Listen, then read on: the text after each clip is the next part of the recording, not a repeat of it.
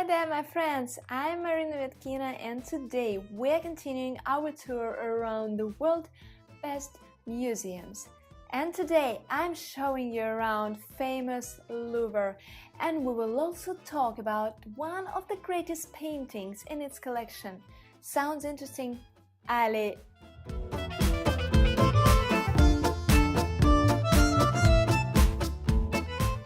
Here we are now in the biggest museum in the world. It has nearly 400,000 pieces in its collection and, they say, welcomes 15,000 visitors daily. So I guess you could imagine the buzz around its famous chef-d'œuvre of Italian Renaissance.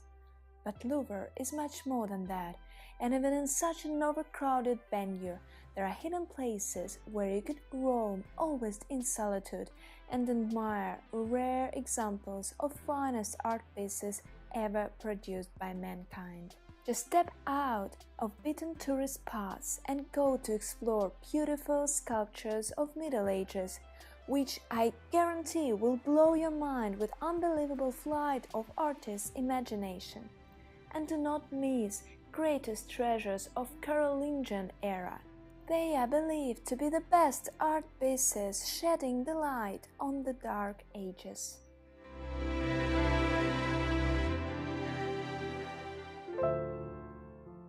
And as a contrast to that distant epoch and its mentality, go to see and not to miss example of interior art decoration of the beginning of the second half of the 19th century.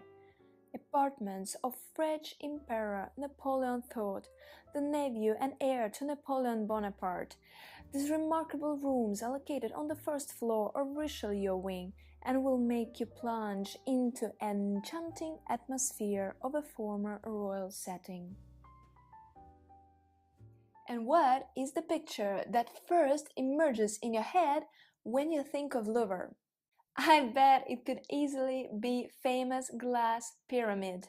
It's like an homage to its rich collection of Egyptian treasures. One of those is said to be a ghost of a real mummy though.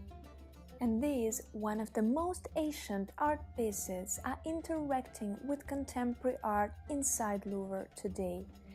And the works by German artist Anselm Kiefer seem to be a thought-provoking pairing to the signature sculptures of the past.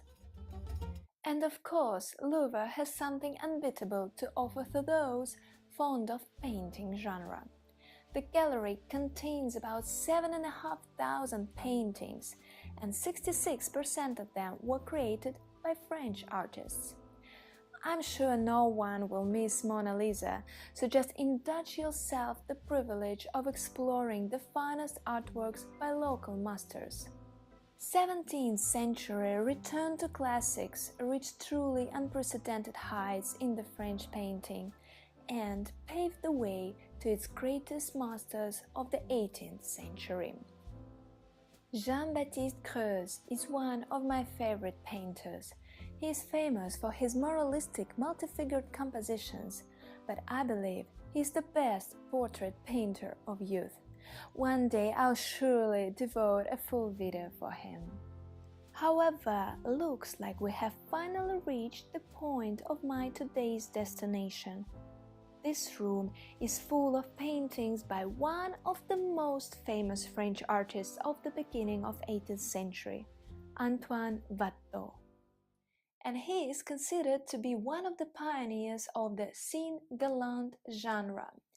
And what it's all about? The subject of these paintings is the depiction of everyday life of French nobility of that epoch. Well, and what did their life consist of? It resembled like a never-ending party. Yes, we can surely use this word for describing their living. Often that were the outdoor activities, like for example in the regular park of a French palace, chateau. Young ladies and gentlemen spend their time together, playing the exquisite games of feelings. Flirt, art of charm, they were focused on their emotions and were sustaining a life as it is a never-ending joy and happiness. But Watteau always looked behind the scenes. and his Sing Galant is more than just a bright image of a society gathering or a Vanity Fair tribute. And the painting I really wanted to show you is called Gilles. Who is Gilles? Technically, this is an actor of an Italian comedy in a role of a white-faced Piero. He plays his role as a comedian along with other actors and animals in order to make people laugh and forget about the difficulties of their lives. But look at him! Don't you see a real man with real feelings behind the mask and costume of a comedian?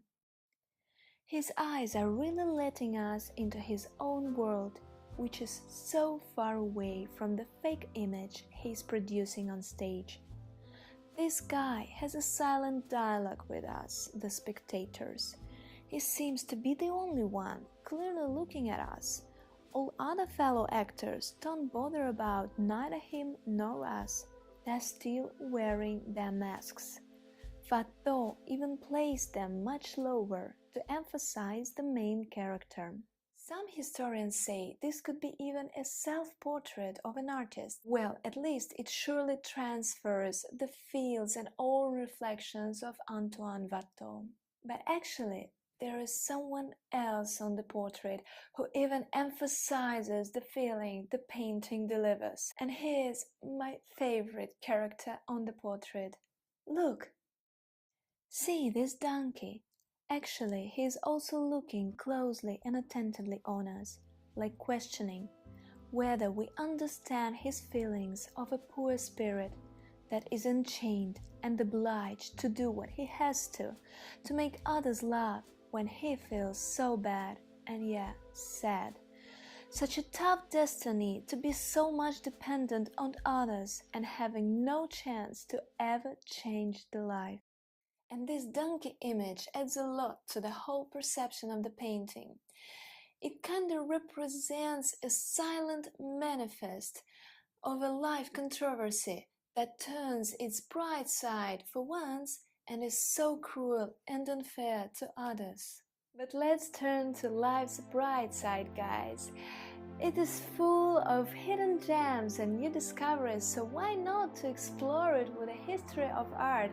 I hope you liked this video. Please watch some other videos of mine, and I hope to see you again on my channel because so many new things are there coming. Be sure not to miss that. I'm counting on you. See you in my future videos, and thank you for watching, guys. Bye bye.